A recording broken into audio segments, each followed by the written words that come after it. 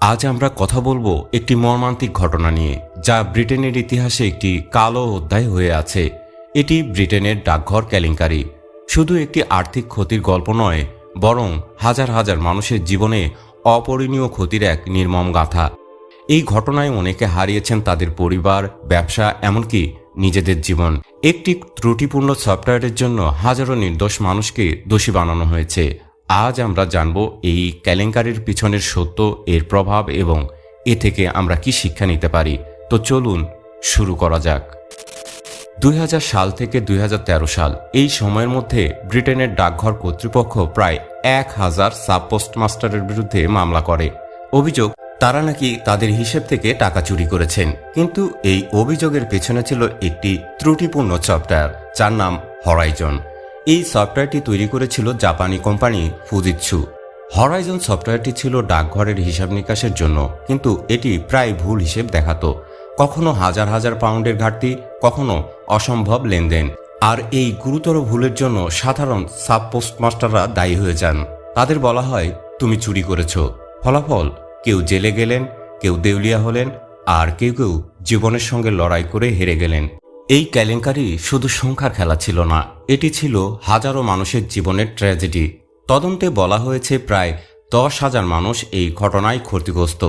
কেউ হারিয়েছেন তাদের বাড়ি, কেউ হারিয়েছেন ব্যবসা, আর কিছু মানুষ হারিয়েছেন নিজেদের জীবন। মার্কিন গ্রিফিথস, তিনি ছিলেন একজন সাব পোস্টমাস্টার। হরাইজন সফটওয়্যারের ভুল হিসেবের জন্য তার বিরুদ্ধে চুরির অভিযোগ আনা হয়। 2013 সালে তিনি আত্মহত্যা করেন। তার পরিবারের দাবি, এই অভিযোগের চাপই তাকে এই পথে নিয়ে যায়। মার্টিনের মতো আরও অত্যন্ত 12 জন সাব পোস্টমাস্টার এই কেলেঙ্কারির শিকার হয়ে আত্মহত্যা করেছেন। এই মানুষগুলো কেবল তাদের সম্মানই হারাননি, হারিয়েছেন তাদের পরিবারের সঙ্গে সম্পর্ক, সমাজে তাদের অবস্থান। অনেকে মানসিক অসুস্থতায় ভুগছেন, কেউ কেউ শারীরিকভাবেও অসুস্থ হয়ে পড়েছেন। এই কেলেঙ্কারির মূল কারণ ছিল হরাইজন সফটওয়্যার। এই সফটওয়্যারে এমন ত্রুটি ছিল যা হিসেবে ভুল দেখাতো। উদাহরণস্বরূপ, একজন সাব পোস্টমাস্টারের হিসেবে হঠাৎ 20,000 পাউন্ডের ঘাটতি দেখানো হতো, যা আসলে কখনোই ঘটেনি। এই ভুল হিসেবের জন্য তাদের নিজের পকেট থেকে টাকা দিয়ে ঘাটতি পূরণ করতে হতো। কেউ কেউ বাড়ি বিক্রি করে দিয়েছেন, কেউ ঋণ নিয়েছেন। তদন্তে জানা গেছে ফুজিৎসু এবং ডাকঘরের শীর্ষ কর্মকর্তারা এই ত্রুটির কথা জানতেন বা জানার কথা ছিল। তবুও তারা এই সফটওয়্যারের উপর ভরসা করেছেন এবং নির্দোষ মানুষদের দোষী সাব্যস্ত করেছেন। স্যার উইন উইলিয়ামসের নেতৃত্বে তদন্তে বলা হয়েছে, এটি ছিল একটি ইচ্ছাকৃত অবহেলা। 2024 সালে এই কেলেঙ্কারি নিয়ে আইটিভিতে প্রচারিত হয় একটি ড্রামা। এই সিরিজটি ছিল এই ঘটনার উপর ভিত্তি করে, যেখানে দেখানো হয় কিভাবে সাধারণ মানুষ এই অন্যায়ের শিকার হয়েছেন। এই সিরিজটি জনসচেতনতা সৃষ্টি করে। লক্ষ লক্ষ মানুষ এই কেলেঙ্কারির গভীরতা সম্পর্কে জানতে পারেন। এরপর শুরু হয় সরকারি তদন্ত। তদন্তে জানা যায় প্রায় 10,000 মানুষ এই কেলেঙ্কারিতে ক্ষতিগ্রস্ত।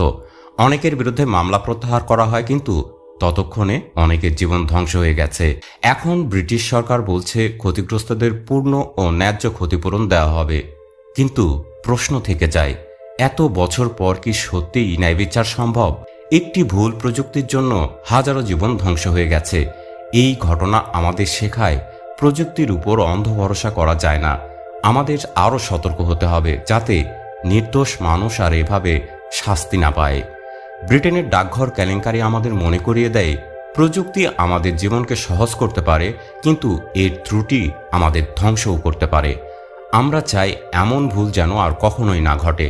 আসুন আমরা সবাই মিলে এমন একটি ভবিষ্যৎ গড়ি, যেখানে নির্দোষ মানুষ কোনোভাবেই সাজা পাবে না।